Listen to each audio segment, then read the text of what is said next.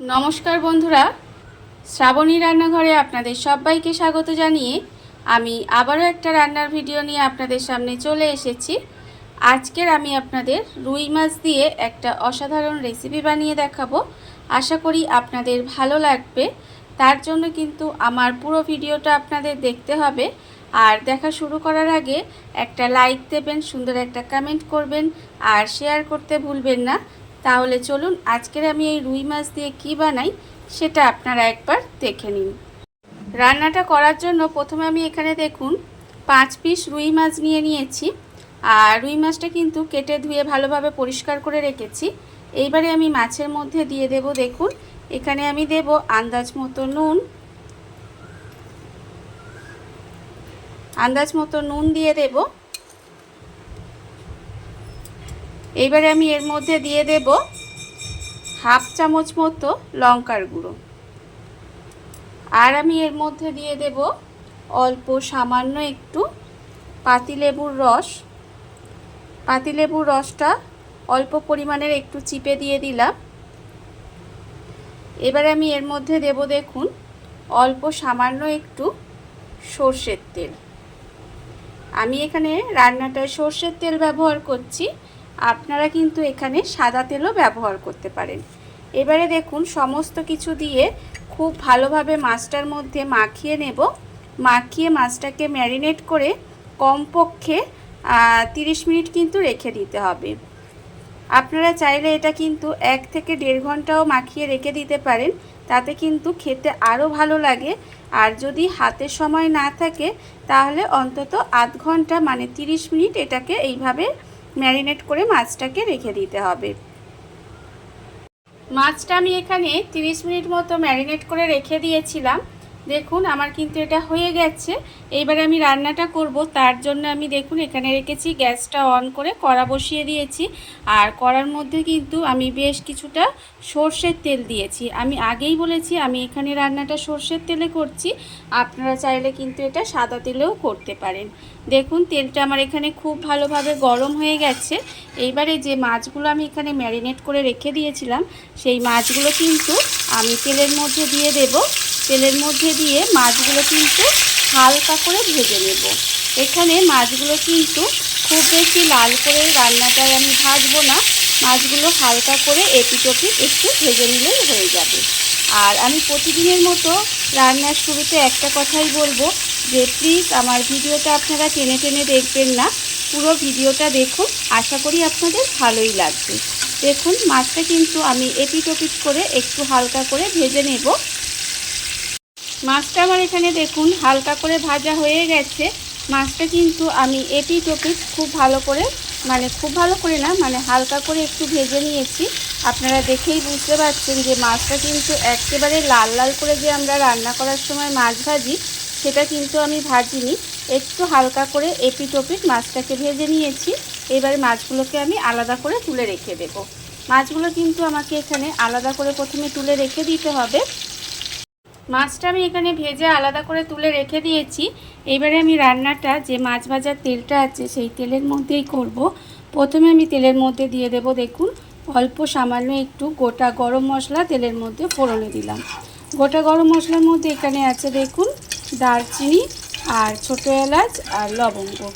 এবারে গোটা গরম মশলাটা আমি দিয়ে তেলের মধ্যে একটু নেড়েচেড়ে লাল করে গরম মশলাটা একটু ভেজে নিতে হবে। গরম মশলাটা আমার এখানে দেখুন লাল করে ভাজা হয়ে গেছে, একটু গরম মশলাটাকে গন্ধটা ছাড়লে তখন ভাববেন যে গরম মশলাটা ভাজা হয়ে গেছে। এইবারে আমি এর মধ্যে দিয়ে দেব পেঁয়াজ বাটা। এখানে আমি কিন্তু একটা বড় সাইজের পেঁয়াজ একটু বেটে রেখেছিলাম, সেই পেঁয়াজ বাটাটা আমি এর মধ্যে দিয়ে দিলাম। দিয়ে পেঁয়াজ বাটাটাকে একটু তেলের মধ্যে ভাজা ভাজা করে নিতে হবে, যাতে পেঁয়াজের যে একটা কাঁচা গন্ধ থাকে সেটা চলে যায়। দেখুন তেলের মধ্যে পেঁয়াজ বাটাটা দিয়ে এইভাবে আমি একটু নেড়েচেড়ে ভেজে নেব। পেঁয়াজ বাটাটা আমার দেখুন এখানে কিন্তু একটু সময় আমি তেলের মধ্যে ভাজা ভাজা করে নিয়েছি। এইবারে আমি এর মধ্যে দিয়ে দেব হাফ চামচ আদা বাটা। এখানে আমি হাফ চামচ আদা বাটা রেখেছি, সেই আদা বাটাটা আমি এখানে দিয়ে দিলাম। দিয়ে আবারও কিন্তু আদা বাটাটা দিয়েও কিন্তু খুব ভালোভাবে একটু মিশিয়ে নেব, যাতে আদার যে একটা কাঁচা গন্ধ থাকে সেটা চলে যায়।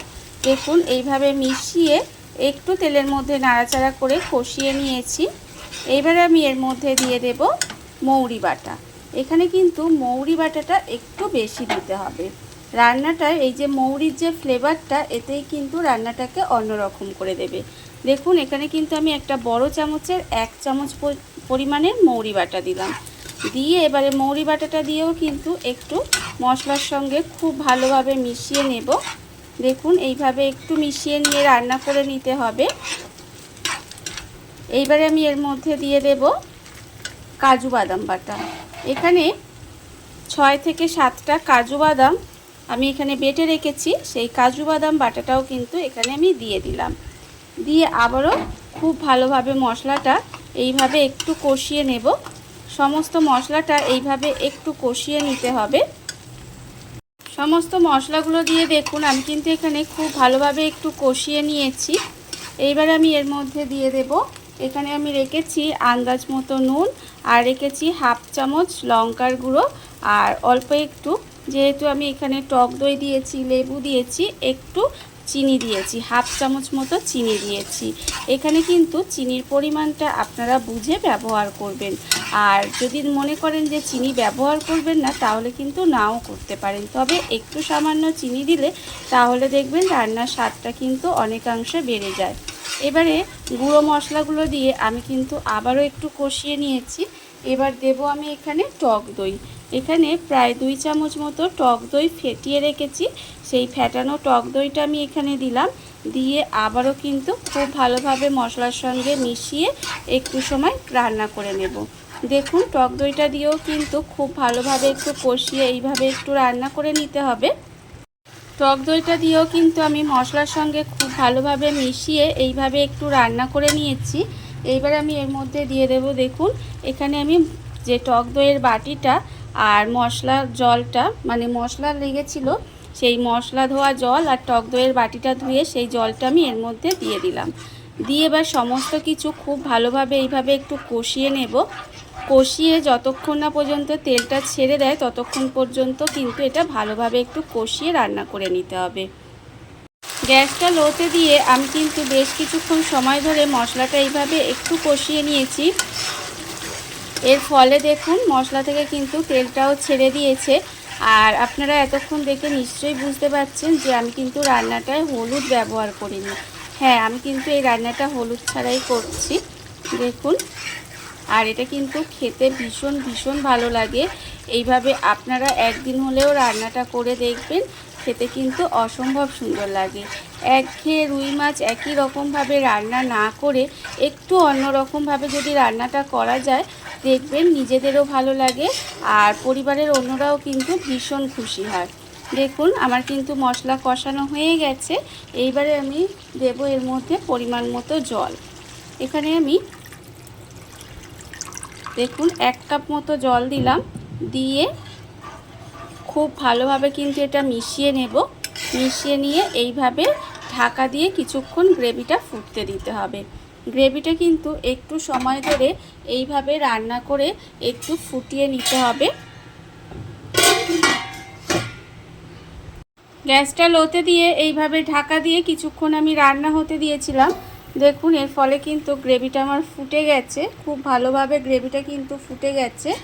এইবারে আমি যে মাছগুলোকে এখানে হালকা করে ভেজে রেখে দিয়েছিলাম, সেই মাছগুলো কিন্তু আমি এই গ্রেভির মধ্যে দিয়ে দেব। দেখুন আমি কিন্তু মাছগুলো এখানে গ্রেভির মধ্যে দিয়ে দিলাম। দিয়ে এবার কিছুক্ষণ এইভাবে একটু রান্না হতে দেব।